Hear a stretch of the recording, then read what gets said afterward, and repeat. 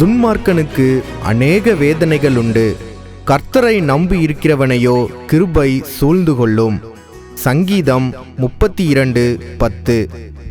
உம்மன்பை இன்று நாங்கள் அறிந்திருக்கிறோம், மீட்பு தரும் உம்மை இன்று மறந்திருக்கிறோம்.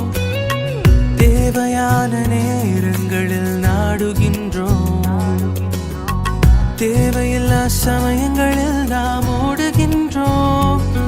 நான் பாவி என்றாலும் என் தவறை அறிந்தாலும் என்னை உயர்த்த அன்று நீர் தாழ்கிறே.